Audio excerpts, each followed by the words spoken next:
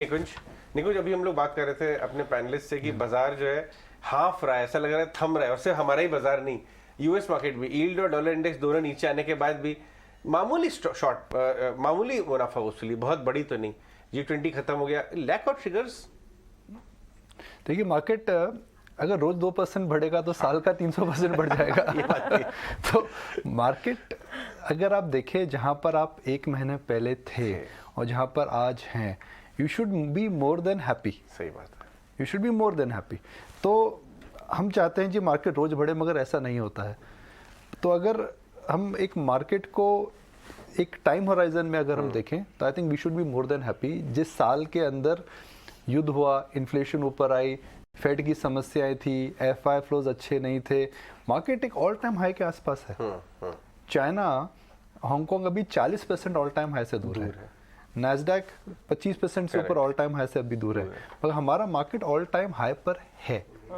तो ये एक बिग पिक्चर हमें पहले देखनी चाहिए। फिर हम बात करते हैं शॉर्ट टर्म की। तो आप जो कह रहे हैं, कल हम यही बात कर रहे थे कि ऑल टाइम हाई भी अगर बनता है तो इस समय वो मार्केट के अंदर जो उत्साह, जो इसे ठंडर, जिसे हम कहते हैं कि एक प्रकार का सराउंड साउंड जो मार्केट में रहता है जब ऑल टाइम हाई बनता है, वो इस समय मिसिंग है। देखिए बैंक निफ्टी 2 दिन से ऑल टाइम हाई बना रहा है, कोई बात नहीं कर रहा, कोई बात नहीं कर रहा। अगर आप HDFC बैंक और कोटक महिंद्रा बैंक का मूवमेंट अगर आप मार्केट से हटा दें कल का, तो मार्केट के अंदर सेकंड हाफ में गिरावट ज़्यादा थी। डेल्टा कॉर्प पूरा घूम गया, मेटल स्टॉक्स पूरे घूम गए। तो मार्केट अब आप उसको बोल सकते हैं हाफ रहा है, या मार्केट बोल सकते हैं कि थक गया है, या मार्केट इस समय रेस्ट के मोड में है। तो मार्केट के अंदर जोश और उत्साह इस समय खत्म हो रहा है। मगर जोश और उत्साह का मतलब ये नहीं है कि आप डायरेक्शन चेंज कर रहे हो। डायरेक्शन अभी भी ऊपर है। अब नया हाई एक औपचारिकता है।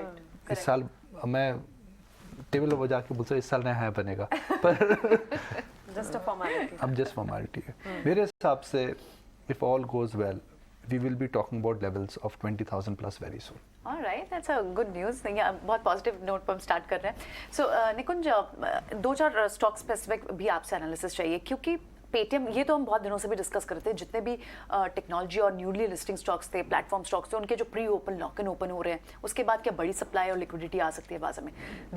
कल दो न्यूज़ मैं इकट्ठे देख रही थी। एक, सॉफ्ट बैंक अपनी 4.5% की हिस्सेदारी वो सेल आउट कर रहा है, और उसी के नीचे एक ब्रोकरेज हाउस का व्यू था कि अब भी आप ओवरवेट और बाय रिकमेंडेशन पेटीएम पर 700 में, Morgan Stanley, city, equal weight, overweight की रिकमेंडेशन है। रिटेल इन्वेस्टर इस वक्त क्या करना चाहिए? क्या उसे आप पेटीएम को वैल्यू जोन में देख रहे हैं? नहीं, देखिए एक ही कॉम्प्लेक्स सवाल है, और इसका जो आंसर है वो डिपेंड करता है कि आप कितना रिस्क और क्या आपका टाइम फ्रेम है।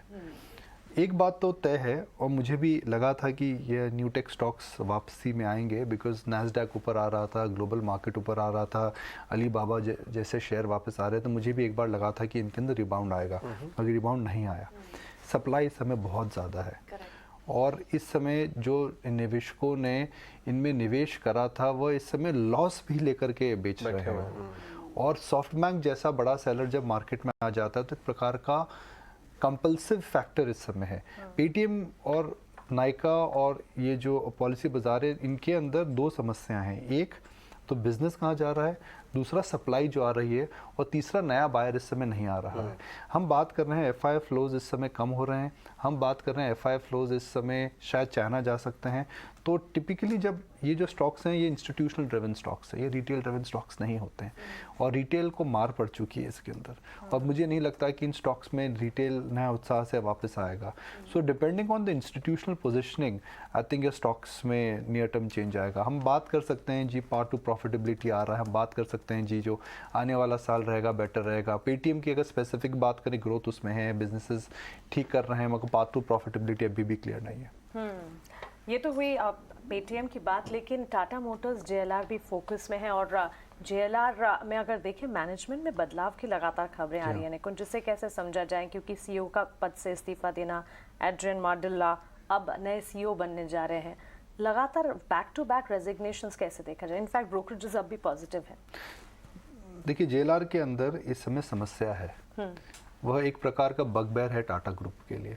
अगर आप देखें टाटा ग्रुप के अंदर कौन सी 2 या 3 कंपनीज इस समय बहुत ट्रैक पर नहीं है। सबसे ऊपर टाटा मोटर है, सेकंड आप बोलेंगे कुछ हद तक टाटा केमिकल्स है, जिसके अंदर अभी भी बहुत उद्धार नहीं हुआ है। टाटा मोटर के अंदर JLR को लेकर के जो समस्या है मुझे लगता है अभी नहीं ठीक हुई है। समस्या पहली है कि 85% of the Tata motor revenue comes from JLR। Global market, European market, Chinese market की डिमांड जो है हमें समझ में नहीं आ रही है। तीसरी, इनके जो मार्जिन है इस समय काफ़ी ज़्यादा वॉलेटाइल है।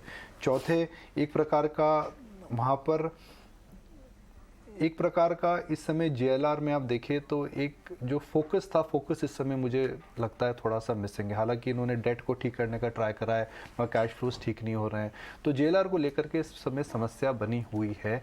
और जब आप एक CEO, आप टाटा की दूसरी कंपनीज में अगर आप देखें ना तो उनके अंदर इनकी जो CEOs हैं वो लंबे दौर के लिए आते हैं, मगर यह एक पहली कंपनी है जिनके अंदर हम देख रहे हैं 2 या 3 साल के अंदर CEO बदलते हैं। टाटा मोटर में अगर आप टाटा स्टील में देखिए नरेंद्रन साहब कब से हैं, इंडियन होटल में आप देखिए चटवाल साहब का एक्सटेंशन हुआ है, राजेश को आप देखिए, राजेश 5 साल के बाद राजेश को एक्सटेंड करा गया है, मुकुंदन ने कितने समय से टाटा केमिकल्स को चला रहे हैं, प्रबीर सिन्हा जब आए हैं उनका टर्म एक्सटेंड हो रहा है। तो टाटा मोटर के JLR बिजनेस में हम देख रहे हैं 2 या 3 साल के अंदर CEO चेंज हो रहा है। तो चिंता की तो बात नहीं है, मगर एक बात ये कह रही है कि टाटा ग्रुप ट्राई कर रहा है मगर अभी वह ग्रिप नहीं आई है। ये वर्क इन प्रोग्रेस है टाटा ग्रुप के लिए, ऐसा लग रहा है, क्योंकि अभी अगर आप देखिए टर्न अराउंड एक बहुत समय लगता है, और मेरे हिसाब से टर्न अराउंड इसका हो गया था जब EV के अंदर इन्होंने बिजनेस बड़ा करा और जब JLR में हम net flow, positive cash flow की बात कर रहे थे।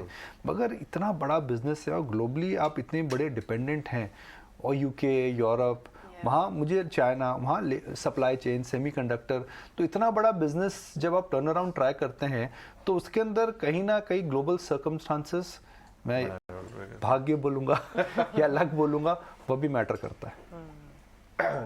ठीक है, बिल्कुल। तो काफी हद तक एक चर्निंग हो रही है, ट्रायल एंड एरर सिचुएशन कह सकते हैं, लेकिन JLR पर खास नजर रखनी होगी और कब यहाँ पर डिपेंडेंस बढ़ती हुई इंप्रूवमेंट आएगी, इस पर नजर आएगी। Thanks Nikunj for the updates.